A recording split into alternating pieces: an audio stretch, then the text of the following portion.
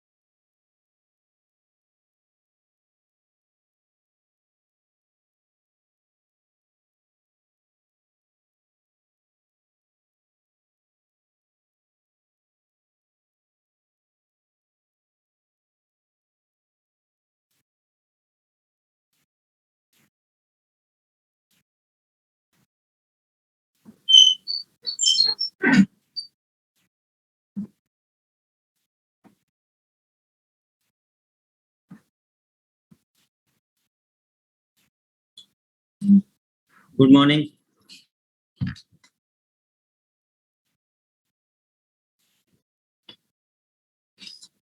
कल जो हम लोग क्लास डिस्कशन कर रहे थे दर्रा वगैरह, उसके आगे हम लोग आज बात करते हैं।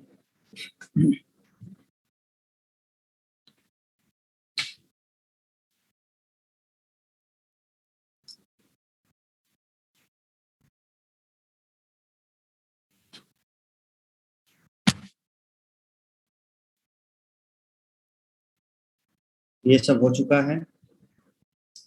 हम लोग घाटी वाला भी कर चुके हैं। हम लोग कर रहे थे दर्रा वाला।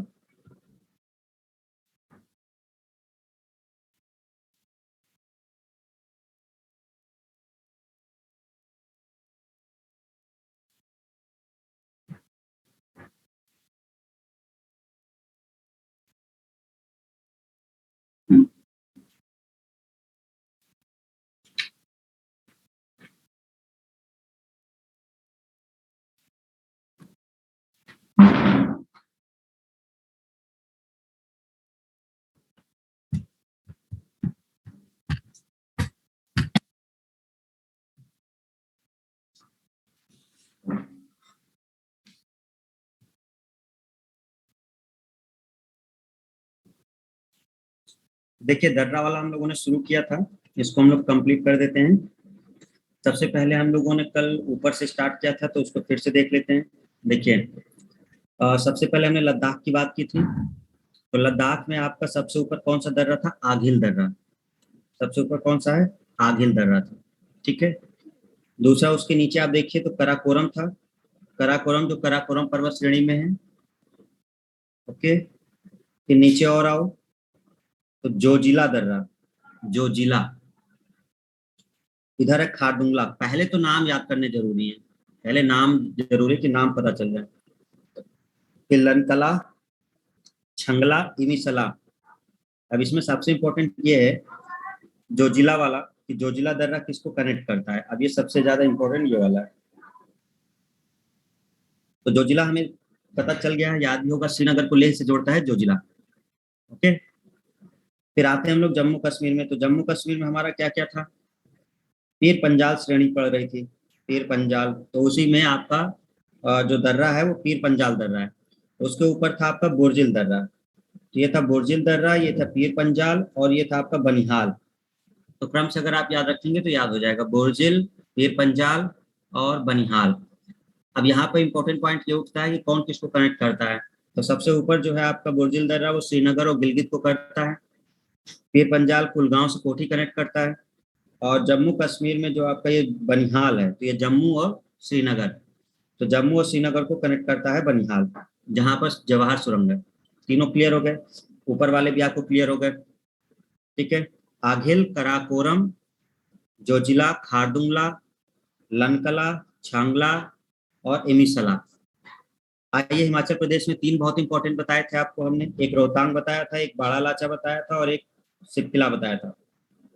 रोहतांग, बाड़ा लाचा, सिपकिला। ठीक है, जिसमें से बाड़ा लाचा के लिए एक पॉइंट बनता है कि किसको कनेक्ट करता है, मंडी को लेह से कनेक्ट करता है। ये हिमाचल प्रदेश में है मंडी, और लेह है लद्दाख में। तो मंडी से लेह को रास्ता जाता है बाड़ा लाचा दर्रा से। सिपकला जो हिमाचल में पड़ता है, तो ये कनेक्ट करता है तिब्बत को। यहीं से सिपकिला दर्रा से ही वो नदी आती है, कौन सी, सतलज नदी। तो रोहतांग, बाड़ा लाचा और सिपकिला। उत्तराखंड में आते हैं तो हमारे पास है मुलिंगला, मुलिंगला, माना, नीति, लिपुलेख, जो सबसे इंपॉर्टेंट है। वैसे इसके अलावा भी होंगे दर्रे काफी, लेकिन जो सबसे इंपॉर्टेंट है वो हमें ध्यान रखने होते हैं, जिनसे क्वेश्चन बनते हैं। तो मुलिंगला है यहाँ पे, माना है, नीति है और लिपुलेख। देखो ध्यान रखना, इसके इस साइड तिब्बत ही तो है पूरा, तो जब भी बात होगी तो तिब्बत से कनेक्ट होगा, तो उत्तराखंड को तिब्बत से कनेक्ट करता है। ठीक है। अरावली पर्वत श्रेणी में कौन सा दर्रा है, तो अरावली पर्वत श्रेणी में गोरम घाट दर्रा है। अरावली पर्वत श्रेणी में कौन सा है, गोरम घाट। अरावली पर्वत श्रेणी यहाँ से लेके ये पूरी फैली हुई है, तो गोरम घाट है। और यहाँ पर एक और दर्रा है, कौन सा, हल्दी घाटी, जो युद्ध हुआ था आपका वो। तो हल्दी घाटी और गोरम घाट, 2 दर्रे आपको देखने को मिलते हैं जो यहाँ पर हैं। ठीक है, आते हैं इधर हम लोग। तो सिक्किम का 2 बहुत इंपॉर्टेंट बताए थे, एक नाथुला बताया था, एक जेलेपला बताया था। नाथुला और जेलेपला, नाथुला और जेलेपला। ठीक है, बाकी डिटेल यहाँ पे लिख के आप पढ़ सकते हो कि नाथुला एवं लिपुलेख दर्रे के मानसरोवर एवं कैलाश घाटी का मार्ग गुजरता है। भाई यहाँ पर कैलाश घाटी है इसी तरफ, तो ये जो कैलाश घाटी है ये कहाँ से हो, तो 2 रास्ते हैं। लिपुलेख से होके जाते हैं, ये वाले दर्रे से, और या तो हम इधर से जाते हैं नाथुला वाले से, जो सिक्किम वाला है। तो या तो नाथुला की तरफ से जाओ, या तो आप अपने लिपुलेख की तरफ से जाओ। ठीक है, तो लिपुलेख या ये, तो ये वहां पर कैलाश घाटी की तरफ जाते हैं। यहाँ पे कुछ पॉइंट्स है, उसको पढ़ सकते हैं। नाथुला दर्रा कहाँ खुलता है, चुम्बी घाटी में खुलता है, तिब्बत के इधर चुम्बी घाटी में खुलता है, और 4,404 किलोमीटर की ऊंचाई पर आपका ये है। जेलेपला, कोई दिक्कत नहीं है यहाँ पर। अब आते हैं अरुणाचल प्रदेश। कुछ इंपॉर्टेंट जो आपके अरुणाचल प्रदेश में है वो कौन कौन से हैं, उसके नाम आपको देखने हैं। बोमडिला दर्रा, बोमडिला, बोमडिला। कामेंग पड़ता है अरुणाचल प्रदेश में और लासा पड़ता है तिब्बत में। तो कामेंग को लासा से जोड़ता है, कामेंग को लासा से जोड़ता है बोमडिला। यांगयाप दर्रा, कौन सा दर्रा, यांगयाप दर्रा। यहाँ पे कौन सा, दिफू दर्रा, दिफू। ये सब अरुणाचल प्रदेश की बात हो रही है, दिफू दर्रा। इधर है यांग सऊ, यांग सऊ, पांग, पांग सऊ, ऐसे है, पांग सऊ। तो पांग सऊ दर्रा। तो ऊपर आप यहाँ पे देख लीजिए, 3-4 दर्रे जो है, इसको आप मैप से भी याद रख सकते हो। बोमडिला, दीफू, पांग सऊ। तो पांग सऊ तो म्यांमार से कनेक्ट करता है। यांगयाप दर्रा ये कनेक्ट करता है तिब्बत से, ये अरुणाचल प्रदेश को तिब्बत से कनेक्ट करता है। यांगयाप दर्रा, यहीं से ब्रह्मपुत्र नदी अंदर आ जाती है। ठीक है, तो बोमडिला आपको क्लियर हो गया, यांगयाप दर्रा हो गया, दीफू हो गया, और पांग सऊ हो गया। नीचे एक दर्रा है देखिए आपका, लेखा पानी, लेक पानी दर्रा, ये रहा, बॉर्डर पे ही है, आंध्र प्रदेश और म्यांमार के बॉर्डर पे ही है, लेक पानी दर्रा। इधर है तुजू दर्रा। तो तुजू दर्रा कहाँ पड़ रहा है, मणिपुर और म्यांमार में, तुजू दर्रा। नाम ध्यान रखने होंगे। इधर आपका पड़ रहा है कौन सा, असीरगढ़ का, असीरगढ़ दर्रा, महाराष्ट्र और एमपी के बॉर्डर पे आपका ये पड़ रहा है। थाल घाट और भोर घाट कहाँ पर है आपके, महाराष्ट्र में है। थाल घाट किसको कनेक्ट करता है, मुंबई को नासिक से, और भोर घाट किसको करता है, मुंबई को पुणे से। अच्छा, ये भी ध्यान रखना होता है कि दर्रा का जब क्वेश्चन आता है तो कनेक्शन पॉइंट भी याद रखने होते हैं, कि कौन किसको कनेक्ट करता है। जैसे थाल घाट किसको कनेक्ट करता है, मुंबई को नासिक से। भोर घाट किसको करता है, मुंबई को पुणे से। ये सब चीजें भी याद रखनी होंगी। भारत और चीन के बीच व्यापार पॉइंट कितने हैं, 3 हैं। लिपुलेख है, सिपकिला है, नाथुला है। जेलेपला किसको जोड़ता है, सिक्किम को लासा से जोड़ता है, देखो यहाँ पर ऊपर दिखाया है, ये जेलेपला। सिक्किम को ल्हासा से, ल्हासा पड़ता है तिब्बत में, ठीक है। इधर दो घट, एक पाल घाट आपको ध्यान रखना है, एक ये आपको ये रखना है सेनकोट्टा दर्रा। अगर पाल घाट की बात करोगे तो ये पलक्कड़ उसमें पड़ता है, नीलगिरी की जो पहाड़ियां हैं उधर आपका ये पड़ता है, केरल पलक्कड़ जिले में, ठीक है। और ये केरल को तमिलनाडु से जोड़ता है। नीचे जो ये है सेनकोट्टा दर्रा, नीलगिरी और अन्नामलाई पहाड़ियों के बीच में है। आपको बताया था कि इधर पूरी फैली हुई जो पहाड़ी है वो नीलगिरी है इस तरफ, और नीचे ही आपके अन्नामलाई है। तो केरल के दो दर्रे आपको ध्यान रखने हैं, सेनकोट्टा दर्रा और पाल घाट, सेनकोट्टा और पाल घाट, ठीक है। तो ये सब मेन है। अब यहाँ पर कुछ इंपॉर्टेंट पॉइंट्स इस मैप में लिखे हुए हैं, वो आप बार बार पढ़ेंगे तो आपको याद हो जाने चाहिए। जैसे सबसे पहला आपका है बुमला दर्रा। बुमला दर्रा ये इधर ही पड़ता है, बुमला दर्रा अरुणाचल प्रदेश में पड़ता है। ये बुमला दर्रा अरुणाचल प्रदेश में ही पड़ता है, ठीक है। पाकिस्तान और अफगानिस्तान के बीच कौन सा दर्रा है? खैबर दर्रा। बहुत इंपॉर्टेंट पॉइंट है। पाकिस्तान और अफगानिस्तान के बीच कौन सा दर्रा है? खैबर दर्रा। एमपी में जो असीरगढ़ का दर्रा है सतपुड़ा रेंज में, उसे दक्कन का दरवाजा को कहते हैं, उसे दक्कन का दरवाजा कहते हैं। क्यों? इसके बाद दक्कन का पठारी तो है, तो दक्षिण की तरफ अगर आपको आना है तो असीरगढ़ को, क्योंकि देखो बीचों बीच हो गया, इसके ऊपर क्या हो गया? उत्तर हो गया, इसके नीचे दक्षिण हो गया। यही कहा जाता है कि दक्कन का दरवाजा कौन है? दक्कन का दरवाजा असीरगढ़ है, ठीक है। कुछ अरुणाचल प्रदेश के और इम्पोर्टेंट आपके हैं, देखिए। कुछ तो आपने पढ़ लिया, जैसे बोमडिला आपने पढ़ लिया अभी, बुमला दर्रा पढ़ लिया, दीफू पढ़ लिया, यांगयाप पढ़ लिया। यहाँ से एक और दर्रा आपका इंपॉर्टेंट होता है सेला दर्रा। ये सब अरुणाचल प्रदेश में होते हैं, सेला दर्रा। बाकी सब तो मैप में ही है, देखो बोमडिला मैप में ही है आपका।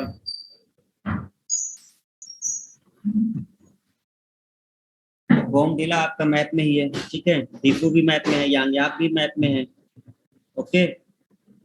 गुमला नहीं है और सेला नहीं है, तो सेला और गुमला ये दोनों भी आपके अरुणाचल प्रदेश में नहीं है, सेला और गुमला।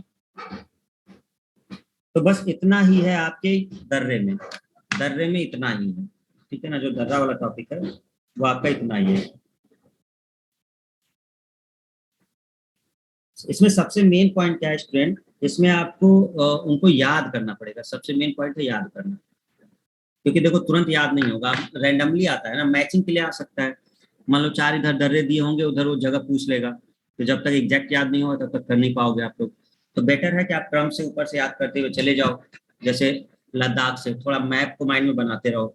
अच्छा हाँ, सबसे ऊपर कौन था? आगे दर्रा था, फिर कौन था? कराकोरम बना हुआ था, नीचे जोजिला था, ठीक है ना, छांगला था, इधर उधर लंकला था। तो इस तरह से याद करोगे तब जाके वो कुछ होगा, मतलब बार बार प्रैक्टिस करके। खारदुंगला वहां पर था, ठीक है ना। श्रीनगर में कौन सा था? तो पहले तो नाम याद करो उसका, बोजिल दर्रा है, पीर पंजाल है, फिर बनिहाल है, फिर उसके बाद आगे के पॉइंट याद करने होते हैं। हिमाचल प्रदेश में क्या कोई दर्रा है? जी बिल्कुल है। तो रोहतांग पड़ जाएगा, बाड़ा लाचा है, सिरकिला है। उत्तराखंड में कोई पड़ता है? जी बिल्कुल पड़ता है, माना, नीति, लिपलेख बहुत फेमस है, ठीक है ना, मुलिंगला है। सिक्किम में कोई है? यस, नाथुला है, जेलेपला है। और अरुणाचल प्रदेश में तो मैंने ढेर सारे बता ही दिए, बोमडिला बता दिया, गुमला बता दिया, सेलेक्ला बता दिया, दीफू है, यांगयाप है, पांगसऊ जो म्यांमार से जुड़ता है, ठीक है। फिर उसके बाद आपका काला पानी बताया, काला पानी नहीं, लेखा पानी। तो लेख पानी आपका यहाँ पर जो दर्रा था वो था। तुजू दर्रा आपका कहाँ पड़ रहा था? मणिपुर में पड़ रहा था, ठीक है ना। दक्कन का दरवाजा किसे बोलते हैं? असीरगढ़ को बोलते हैं। हाँ, किसी भी पूछ सकता है। अब इसमें पीसीएल और यूपी पीसीएल और एसएससी का मतलब क्या है? मतलब पेपर में क्रम भी पूछ सकता है। अरे क्रम से का मतलब ये थोड़ा पूछेगा कि लद्दाख जम्मू कश्मीर को क्रम से लगाइए, ऐसे नहीं। मतलब ABCD करके कि चार इधर होंगे चार उधर होंगे तो मैच करने वाला, उस तरह से आता है, ठीक है ना। अब हम आपसे पूछे कि चीन के दोनों मेन दर्रों के नाम बताइए, करिए टाइप चीन के दोनों मेन दर्रों के नाम।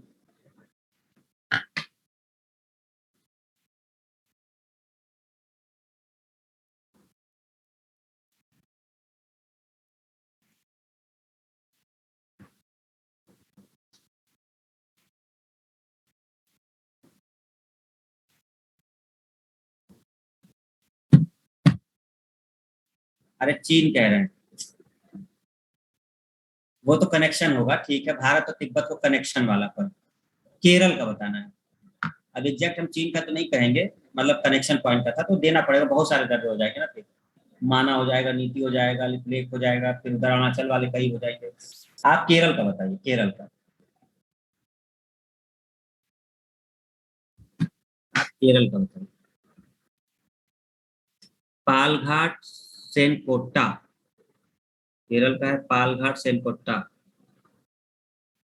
असीरगढ़ का किला, सॉरी, दक्कन का दरवाजा किसे बोलते हैं?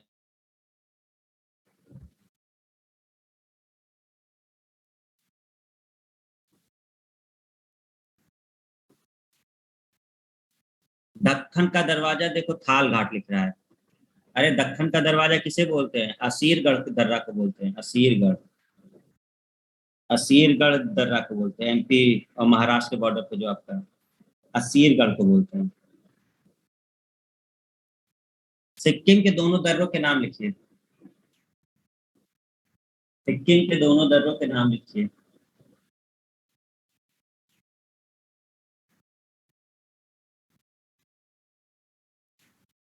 नाथुला और जेलेपला।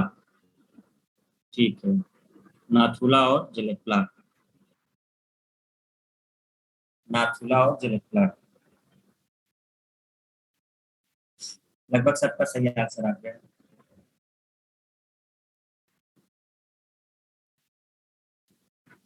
ओके, तो ये हमारा पॉइंट है। अब हम लोग देखते हैं कि हम लोगों ने कंप्लीट कर लिया है जो मेन भूआकृतिक प्रदेश वाला टॉपिक था, तो ये तो कंप्लीट हो ही चुका है हमारा।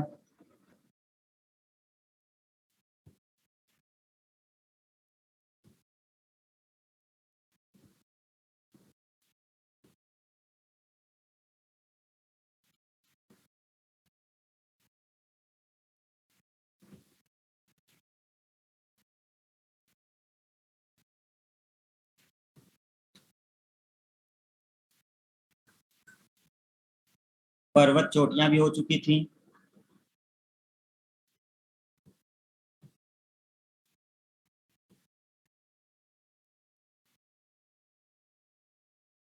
भूल तो नहीं रहे हो स्टूडेंट्स? पीछे का, आगे बढ़ते जा रहे हो और पीछे गायब होता जा रहा है। ऐसा नहीं है ना?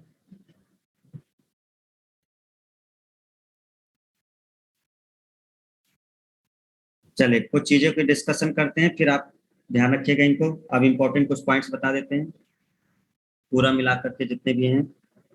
हम आपको थोड़ा सा बताते हैं अंडमान निकोबार वगैरह और ये जो स्थितियां हैं उनके बारे में।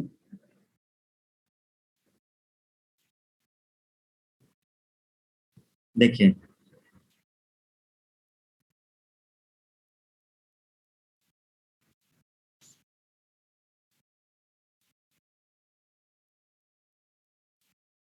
Cocoa straight.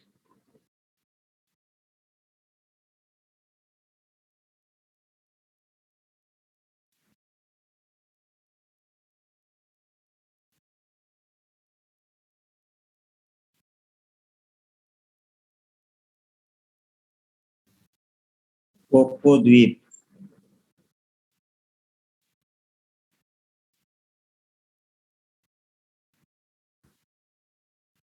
म्यांमार।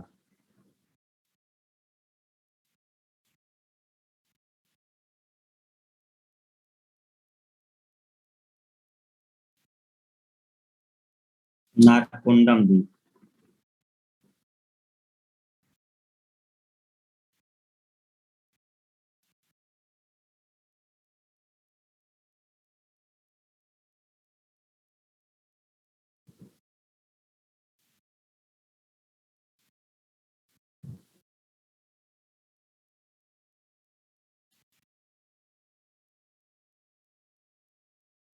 उत्तरी अंडमान।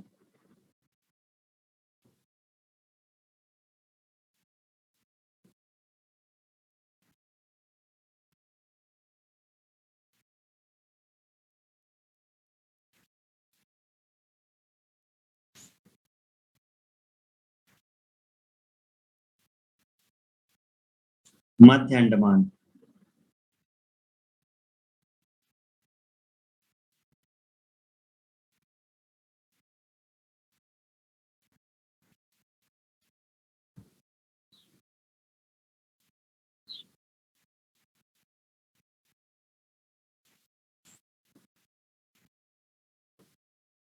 दक्षिणी अंडमान।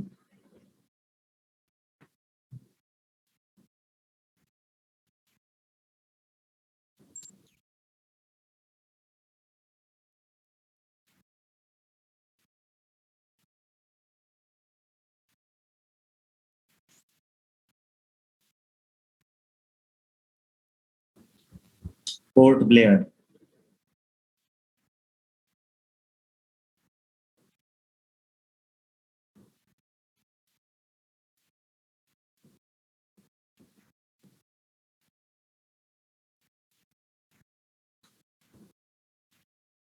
डंकन दर्रा।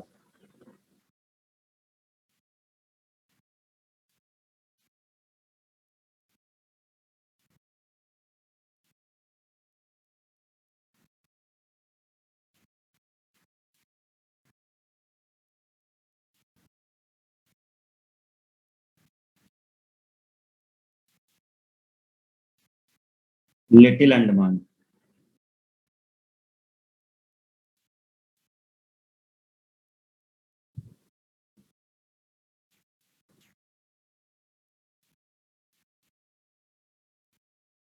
दस डिग्री चैनल।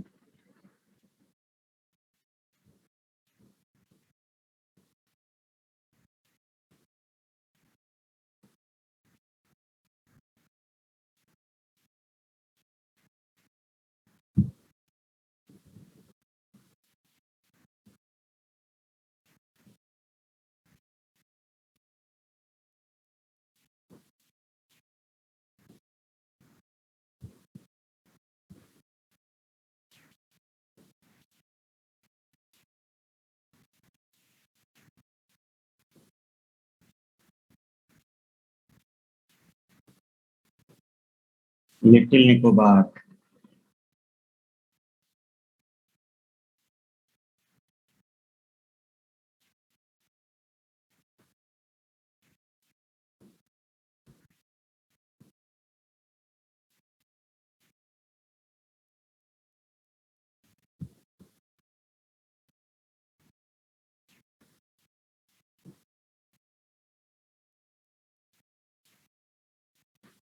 इंदिरा पॉइंट।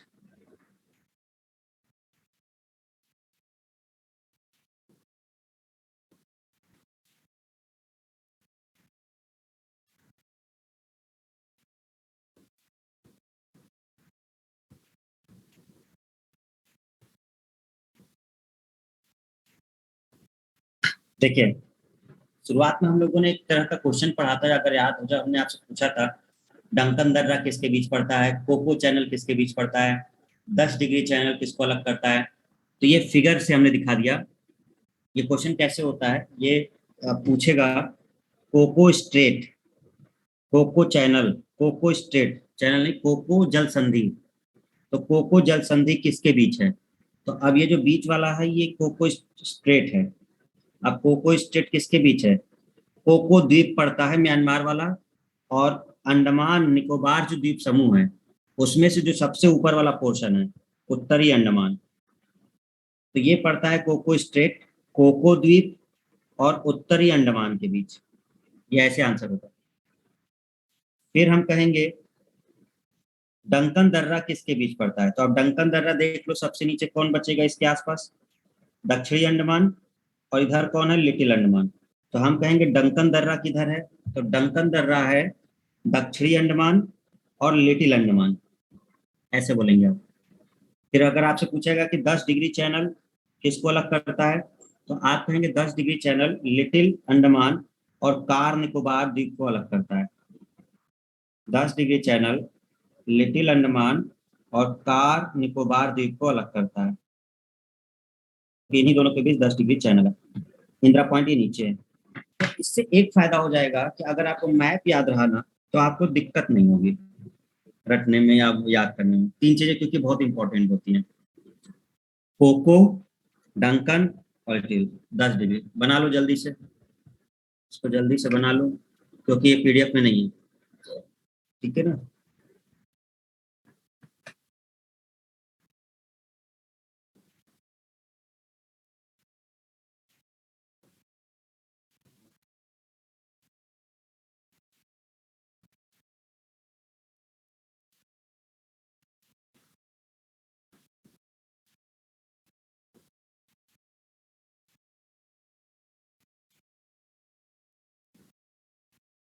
हो गया?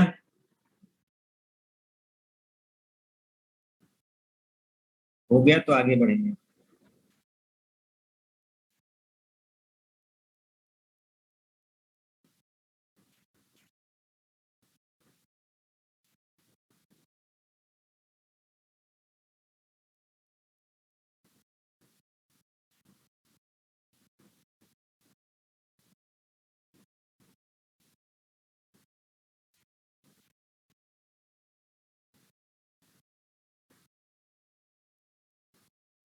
सर आज मौसम बहुत बढ़िया है।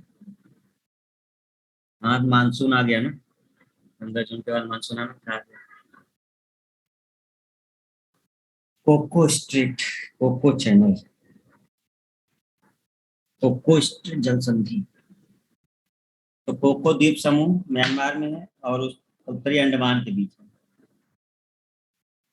इन दोनों के बारे में भी बताया हुआ है ना। नारकोंडम एक्टिव ज्वालामुखी है।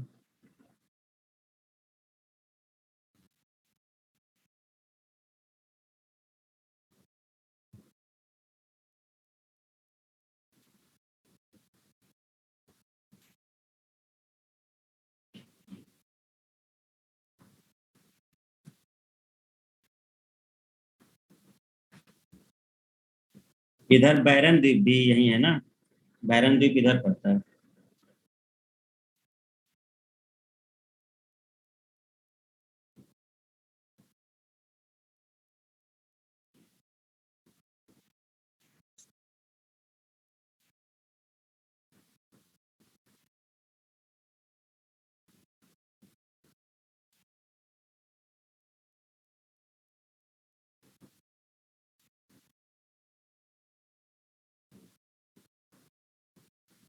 बैरन द्वीप एक्टिव ज्वालामुखी है, वो प्रसुप्त है, वो ज्यादा वो काम नहीं करता।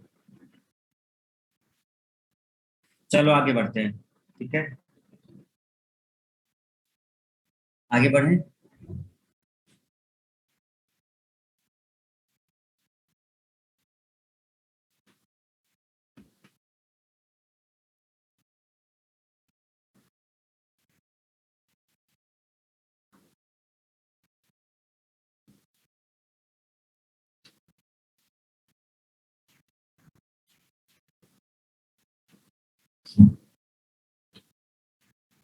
चलिए एक और देख लेते हैं।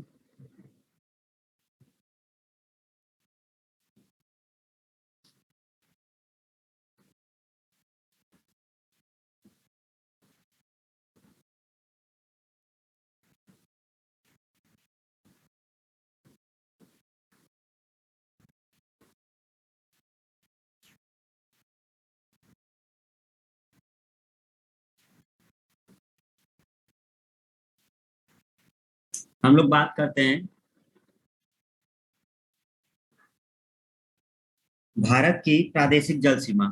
देखिए ये क्या बात होती है, प्रादेशिक जल सीमा का मतलब ये है कि जैसे तमिलनाडु है, तो तमिलनाडु में जो जहां से हमारी जमीन खत्म हो रही है समुद्र चालू हो रहा है, तो समुद्र में कितनी दूरी तक हमारा अधिकार है। भाई जमीन का तो समझ में आता है, लेकिन जहां से समुद्र के किनारे शुरू होते हैं तो कितनी दूर तक समुद्र में हम लोग का अधिकार है, क्योंकि उसके बाद फिर दूसरे का शुरू होता है। तो वही चीजें हमको डिस्कस करनी है कि जमीन वाला बाउंड्री तो समझ में आता है, लेकिन जल वाले का क्या, वहां पर क्या चीज होती है, उसको हम लोग समझते हैं। ठीक है।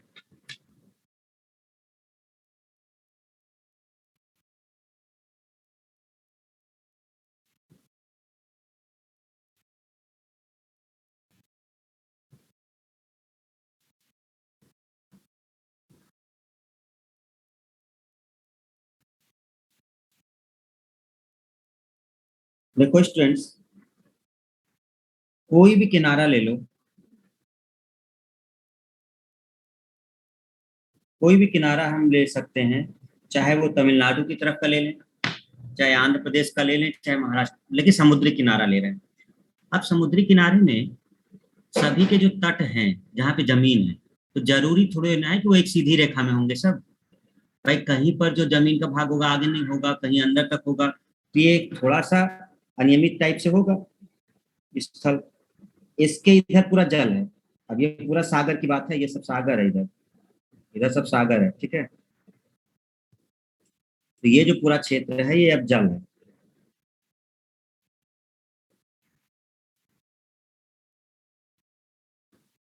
समझ पा रहे हो? तो कोई भी हम एक नॉर्मल सा तट ले ले रहे हैं किसी भी किनारे का, तमिलनाडु, आंध्र प्रदेश, कोई भी मान लेते हैं, कुछ ऐसा दिखेगा और आगे जल है। अब हम देखेंगे कि अंदर जल तक कहाँ तक हमारा रेंज जाता है। ठीक है, तो हमें ये बनाने की जरूरत नहीं है, आप समझ जाइएगा कि ये है। तो सबसे पहले एक रेखा मानी जाती है, ऐसी रेखा मानी जाती है जो ऊबड़ खाबड़ जमीन है, मतलब अनियमित है, वो एक सीधी रेखा में मान लिया जाता है। तो कोई एक सीधी रेखा की लाइन मानी जाती है। अब देखो, जो सबसे बाहर निकला होगा इसको मिलाते हुए, मतलब कुछ ऐसा रेखा माना जाता है कि अब उसके आगे जमीन ना हो, बीच का इधर हो सकता है। अब ये ऊबड़ खाबड़ है तो अब हम यहाँ से रेखा नहीं खींच सकते ना, यहाँ से नहीं खींच सकते। अगर यहाँ से खींचेंगे रेखा, यहाँ से खींचेंगे तो फिर ये वाला बाउंड्री आप समुद्र में चला जाएगा। फिर मान लो अगर हम लाइन यहाँ से खींचते हैं तो ये जो भाग हैं ये सब समुद्र में चले जाएंगे। तो यहाँ से खींचते हैं जहां से एकदम सीधा आ जाए, मतलब उसके आगे कोई ना जाए। तो इसका मतलब कि यहाँ पर जल तो होगा ना, जल तो होगा, पानी होगा यहाँ पर। अब देखो, कोई रेखा वहां पे अंदर घर वर नहीं बनाएगा, एक काल्पनिक रेखा है ये, एक काल्पनिक रेखा मान ली गई है जो इतने दूर से तट से ऐसे सीधे एक रेखा मान रही है। तो ये जो जल होता है, इस लाइन को जो बोलेंगे, ये जो लाइन है,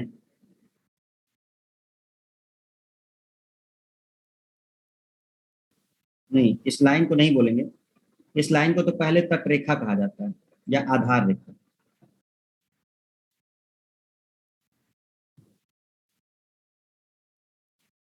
ये एक प्रकार से समुद्र का तट हो गया, एक प्रकार से समुद्र का तट मान लिया हमने, तो आधार रेखा हो गया।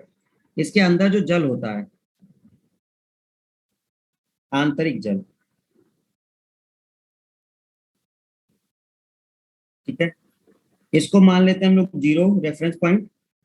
और इससे कुछ दूरी पर एक और रेखा खींची जाती है जल में ही, 12 नॉटिकल माइल। ठीक है, 12 नॉटिकल माइल पर एक रेखा खींची जाती है।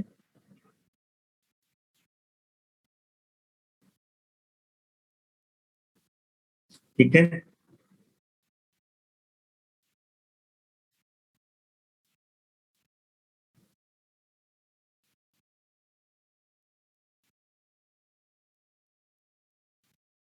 जिसको बोलते हैं प्रादेशिक जल सीमा। तो अब क्वेश्चन यहां से बनता है, जो 12 नॉटिकल माइल पे रेखा खींची जाती है, देखो नॉटिकल माइल क्या होता है।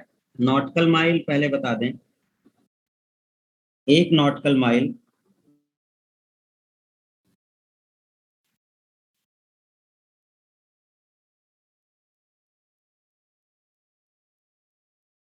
और नॉटिकल माइल या नॉटिकल मील जो होता है समुद्र में दूरी के लिए होता है, समुद्र में दूरी के लिए नॉटिकल माइल यूज होते हैं, 1.8 किलोमीटर होता है। तो हम इसको डिनोट करते हैं, तो हमारे तट के से 12 नॉटिकल माइल अंदर पानी में, उसे प्रादेशिक जल सीमा कहते हैं, प्रादेशिक जल सीमा कहते हैं।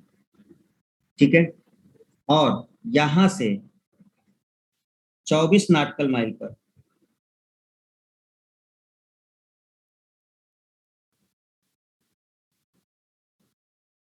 ठीक है, 24 नॉटिकल माइल पर भी एक होता है, और लास्ट में एक खींचा जाता है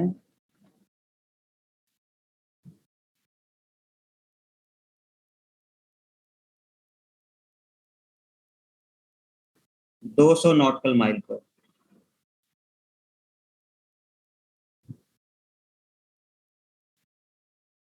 ठीक है, तो ये जो क्षेत्र बना इसको बोलते हैं प्रादेशिक जल। ठीक है, ये जो क्षेत्र होता है इसे संलग्न क्षेत्र मंडल,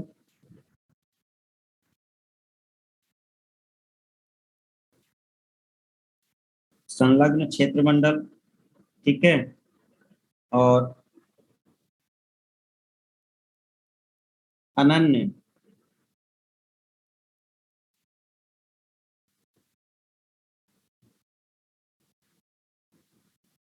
आर्थिक क्षेत्र।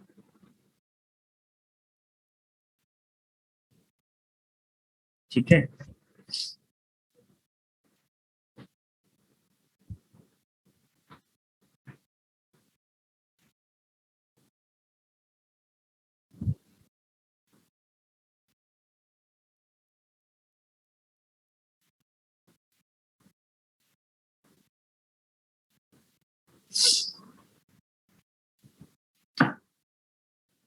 कंटिगुअस, हाँ कंटिगुअस बोलते हैं, संलग्न क्षेत्र मंडल को कंटिगुअस बोलते हैं।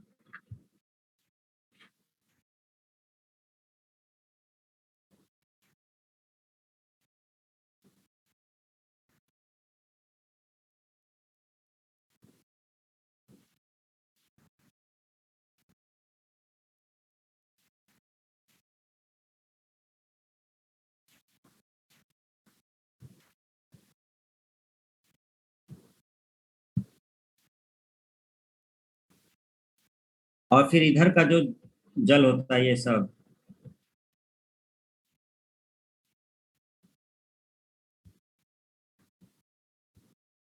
ये होता है उच्च सागर।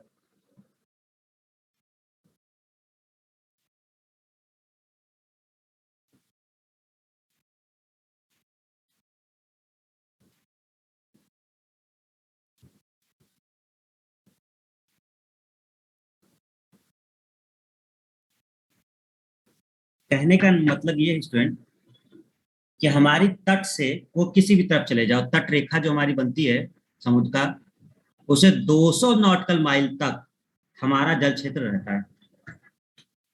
तट रेखा से 200 नॉटिकल माइल तक ये हमारा जल है। चाहे जिस तरफ भी सागर में आप जाओगे, तो जीरो से लेकर 200 नॉटिकल माइल अंदर पानी में, सागर में, वो हमारा सागर कहलाएगा। मतलब वहां पर हम लोग को अधिकार प्राप्त है, पर हम लोग अपना अनुसंधान कर सकते हैं। कोई अगर जहाज आता है तो उससे हम लोग सीमा शुल्क वसूल सकते हैं, है ना, टैक्स वगैरह उनसे ले सकते हैं, अपने रिसर्च वगैरह वहां पे कर सकते हैं। तो हर तरह के अधिकार हमको इस तरह से प्राप्त होते हैं। तो हमारा क्षेत्र पड़ता है 200। अब 200 नॉटिकल माइल के बाद, क्योंकि उच्च सागर कहलाता है, 200 नॉटिकल माइल के बाद उच्च सागर कहते हैं। तो अब उच्च सागर में सभी देशों को समान अधिकार है, ठीक है ना। तो 200 नॉटिकल माइल तक हम लोग का अधिकार रहता है। आपको एक पॉइंट ये याद रखने हैं, ये ज्यादातर इस तरह से पूछते हैं कि 12 नॉटिकल माइल की जो रेखा है उसे क्या बोलते हैं। तो 12 नॉटिकल माइल की रेखा हमारी जो तट रेखा से, उसे प्रादेशिक जल सीमा कहते हैं। हमारा जो कंटिगुअस जोन है वो कितने नॉटिकल माइल पर है? तो हमारा जो कंटिगुअस जोन है वो 24 नॉटिकल माइल पर है। हमारा अनन्य क्षेत्र कहाँ तक है? तो हमारा अनन्य आर्थिक क्षेत्र 200 नॉटिकल माइल पर है। जल्दी से बनाओ इसको।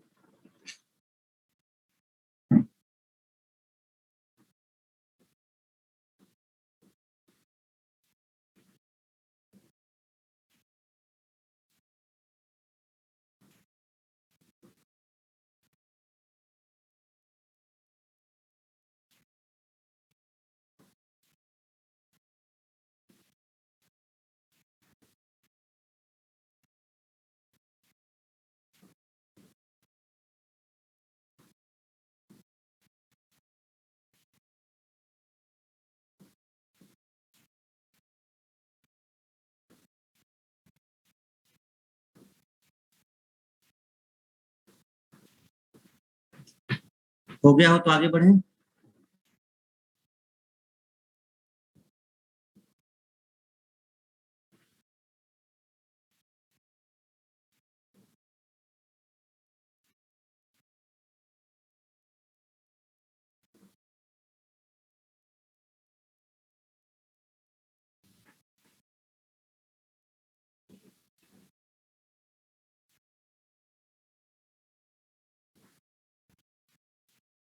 ठीक है,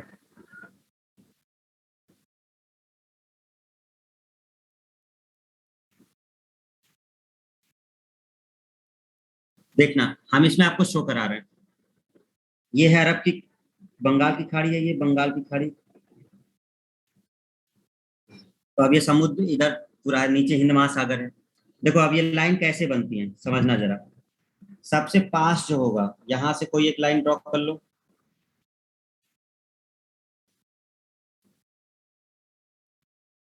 ठीक है। दूसरी लाइन ये ड्रॉ कर लो,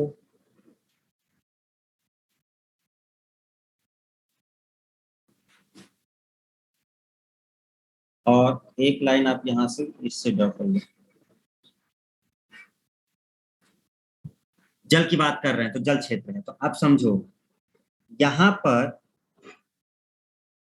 यहाँ पर ये 12 नॉटिकल माइल का हो गया।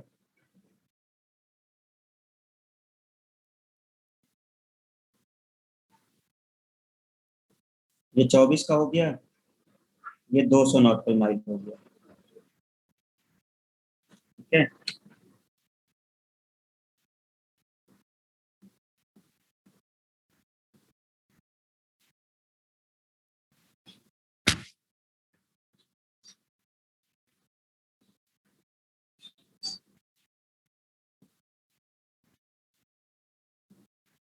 ऐसे डिसाइड होता है। तो यहाँ पर अगर किसी भी तट की तरफ जाओगे तो यहाँ तक का, सागर में यहाँ तक का, अब हमने आपको आंध्र प्रदेश की तरफ चलिया है तो ये पूरा क्षेत्र हमारा है, ये सागर में यहाँ तक, यहाँ तक हमको अधिकार है अपने अपने काम करने के। अब इसके बाद जो पड़ेगा वो उच्च सागर कहलाएगा।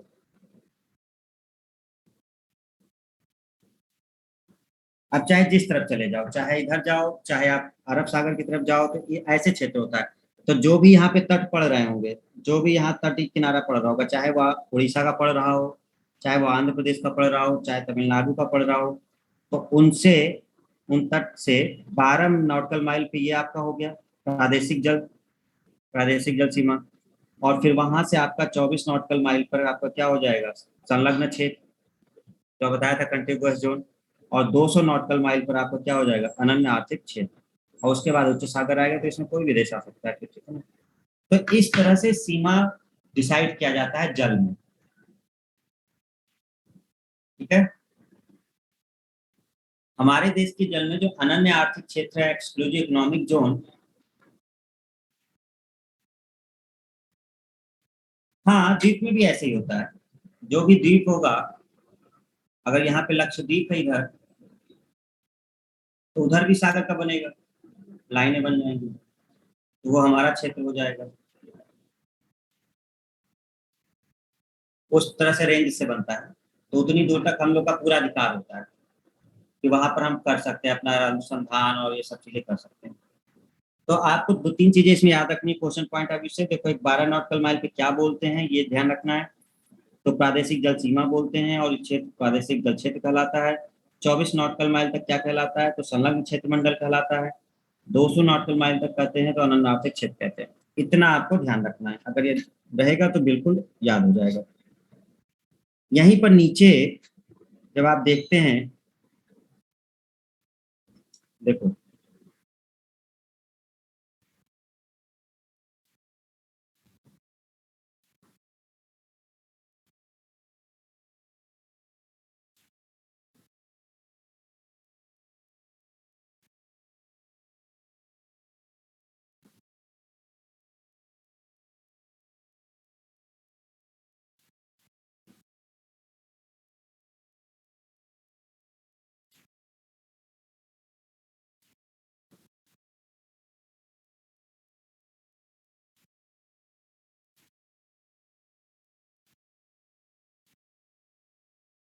जब हम लोग ऐसे जाते हैं तो इस तरफ आपका पड़ता है, देखिए ये तमिलनाडु वाला पार्ट है। तो इस तमिलनाडु वाले पार्ट में ही यहाँ पर ये जो पार्ट पड़ते हैं, यहाँ पे पंबन द्वीप पड़ता है, पंबन द्वीप। और यही पंबन द्वीप को थोड़ा सा आगे बढ़ा लो, मतलब उस जमीन को, तो ये पूरा होता है पंबन द्वीप ही। और इधर ही पड़ता है रामेश्वरम।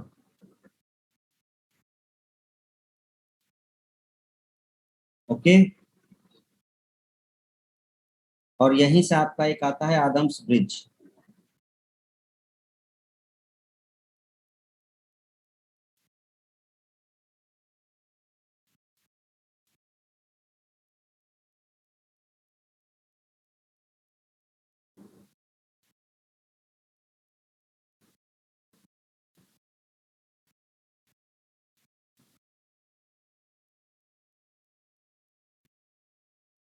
Adams bridge. और इसी एडम्स ब्रिज पर एकदम लास्ट में धनुषकोडी।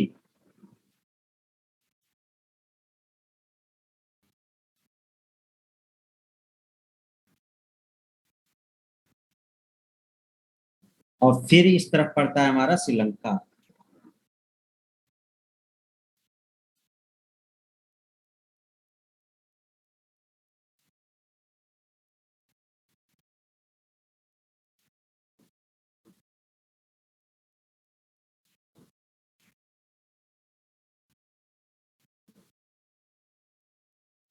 ठीक है। ऊपर पड़ता है पाक स्ट्रेट,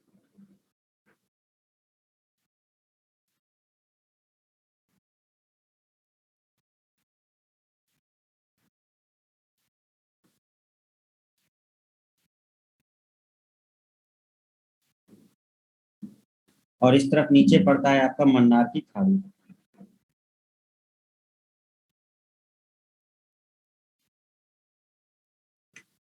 तो ये जो बार बार क्वेश्चन आता है तो कंफ्यूजन क्रिएट होता है, तो उसको भी समझ जाइए कि क्या, जैसे कई बार चीज लिखता है, वो कई शब्द लिख देता है, तो कई बार आप पाक स्टेट में कंफ्यूज हो जाते हैं, फिर एडम्स ब्रिज में कंफ्यूज हो जाते हैं। हमारा जो सबसे लास्ट जगह पड़ता है वो धनुषकोडी पड़ता है तमिलनाडु में। लास्ट में धनुषकोडी पड़ता है, फिर उसके बाद से फिर वो जल शुरू होकर के फिर आपका श्रीलंका तक होता है। अब धनुषकोडी भी देखे तो कौन से उसमें है, तो एडम्स ब्रिज है, आदमपुर, वही जिसको हम लोग राम सेतु वगैरह, राम सेतु कहते हैं, उसी का नाम इन लोगों ने एडम्स ब्रिज रख दिया था। तो उसी पर जो सबसे लास्ट जगह है वो धनुषकोडी है, वहीं से आपका फिर श्रीलंका की तरफ हम लोग जाते हैं। उसके पहले आप देखोगे तो ये पंबन द्वीप पड़ता है, उसी पंबन द्वीप पर रामेश्वरम है। पंबन द्वीप पे कौन है, रामेश्वरम है। पंबन द्वीप है और वहीं पर रामेश्वरम है। और जो एडम्स ब्रिज है उसी पर आप आगे बढ़ोगे तो आपको मिल जाएगा धनुषकोडी। फिर वहां से जल सीमा शुरू होकर के चला जाता है। उसके ऊपर की तरफ पाक स्ट्रेट पड़ता है, पाक जल संधि जिसे बोलते हैं। तो हम लोग को से पूछा जाता है कि कौन सी जल संधि भारत और पाक नेपाल को, भारत और श्रीलंका को जोड़ती है। तो पाक जल संधि भारत और श्रीलंका को जोड़ती है।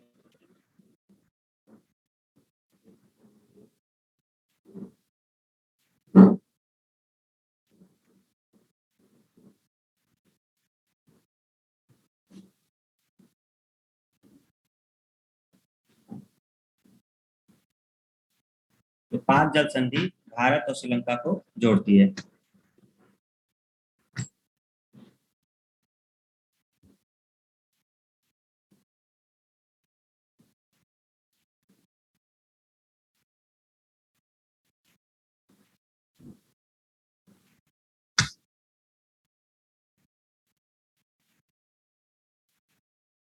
ठीक है, तो इसको ही बना लीजिए। देखो, मैप से क्या होता है ना कि हम लोग की समझ बढ़ जाती है, हम लोग को याद करने में आसानी होती है। फटाफट बनाइए। एडम्स ब्रिज है, रामेश्वरम है, पंबन द्वीप है, पंबन द्वीप पर रामेश्वरम है, और आगे बढ़ेंगे तो धनुषकोडी है इसमें।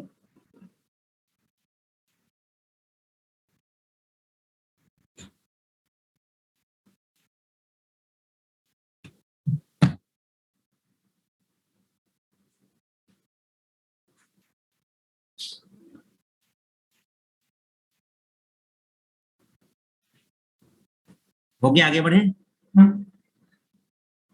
ठीक है स्टूडेंट्स।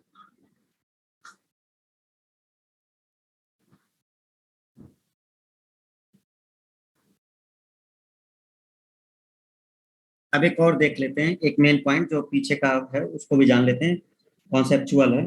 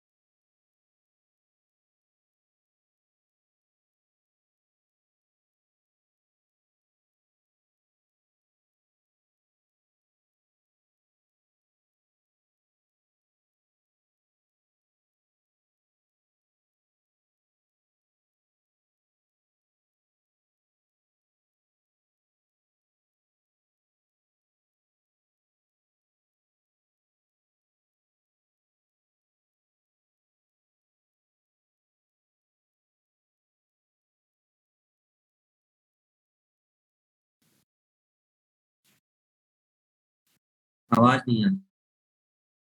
अच्छा अच्छा।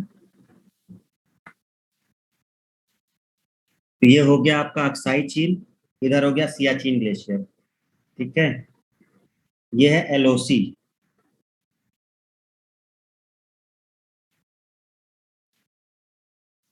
LOC.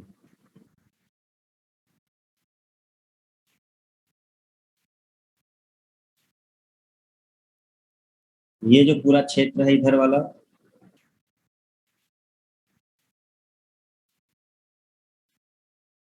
PoK.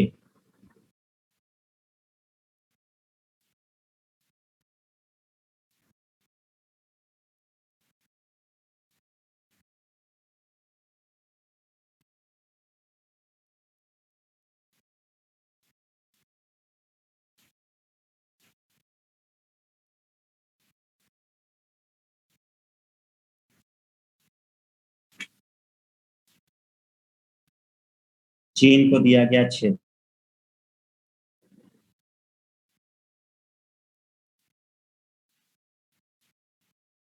Kargil.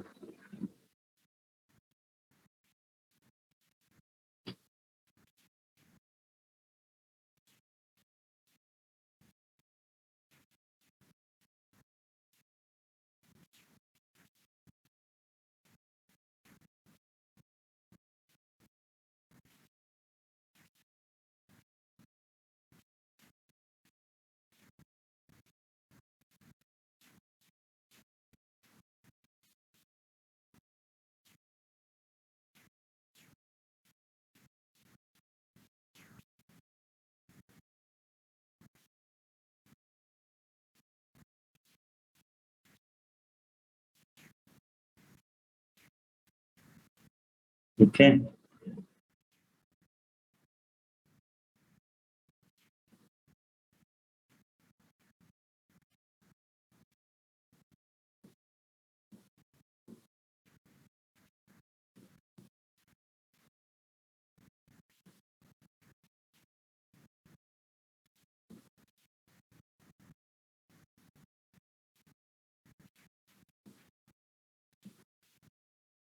Afghanistan.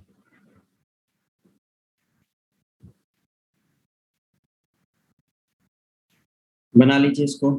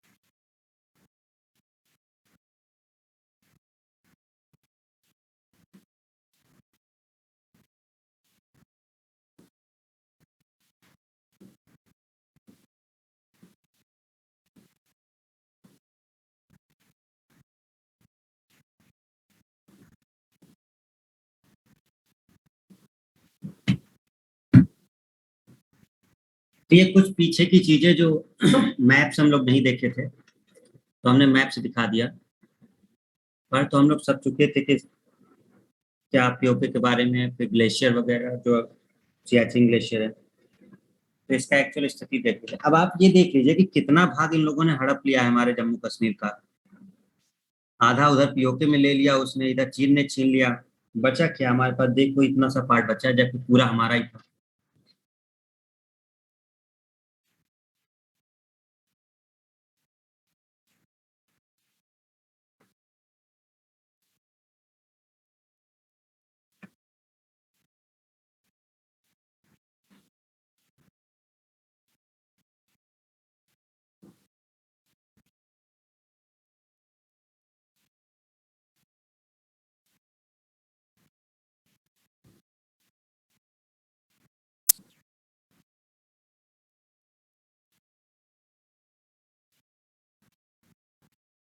PDF आप लोगों को जा चुकी है ना ग्रुप पर,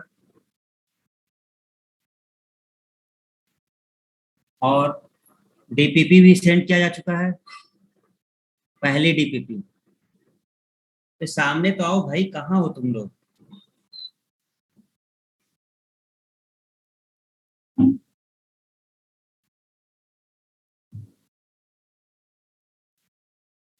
डीपीपी भेजी गई है, डीपीपी 1 मिल गया ना सबको? क्वेश्चन लगाइए उसमें से जितना। सर नहीं सर, डीपीपी नहीं भेजी गई है। कौन बोला नहीं भेजी गई है? डीपीपी भेजी गई है।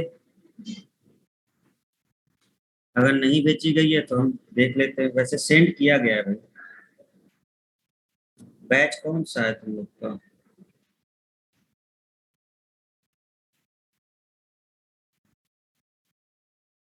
अच्छा, पुराने वाले बैच में नहीं सेंड किए हैं।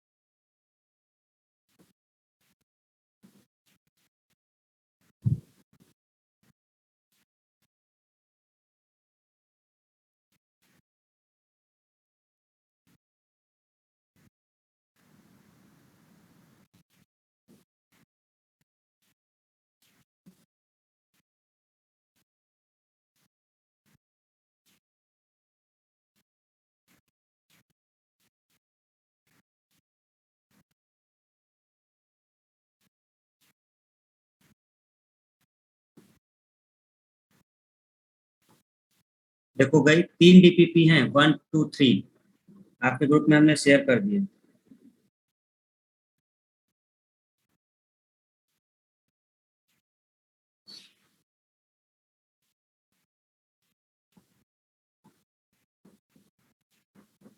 इसमें से आपको जो क्वेश्चन बनाने हैं 1 के बनाने हैं, फर्स्ट वाले के क्वेश्चन बन जाएंगे। अब प्रैक्टिस करिएगा, 1 के बनाने हैं। जितना पढ़ाया है क्वेश्चन बनाते चले जाओगे।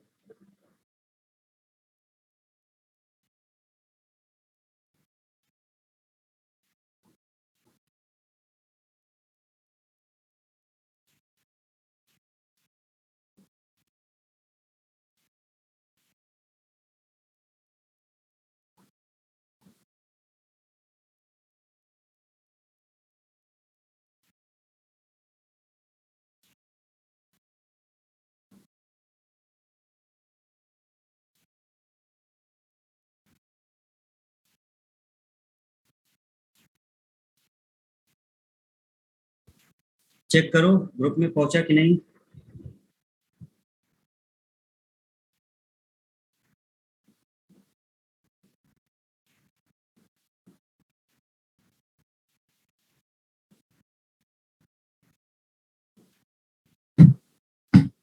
आ गया?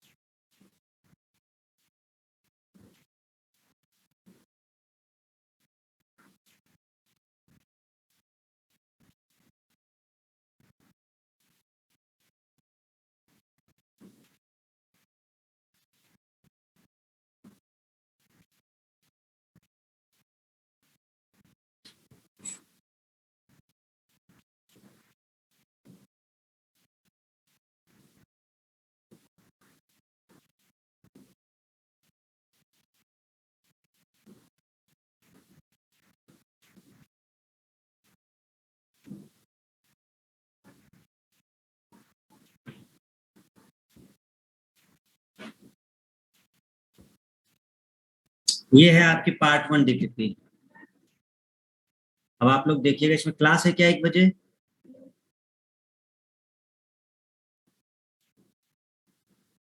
आप लोग इसमें करिएगा, सारे क्वेश्चन बनेंगे जितना पढ़ाया है, ठीक है ना।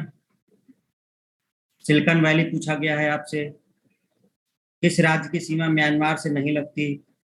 निकोबार इस समय की राजधानी क्या है? पूर्वी देशांतर महत्वपूर्ण है। प्रैक्टिस करिए, फिर कल हम लोग डिस्कस कर लेंगे इसे। आज के लिए इतना ही रखते हैं। Thank you everyone. बहुत सारे क्वेश्चन बना लोगे, दोनों टॉपिक रिवाइज करके और फिर सीट लगाना, क्वेश्चन बनते जाएंगे सारे।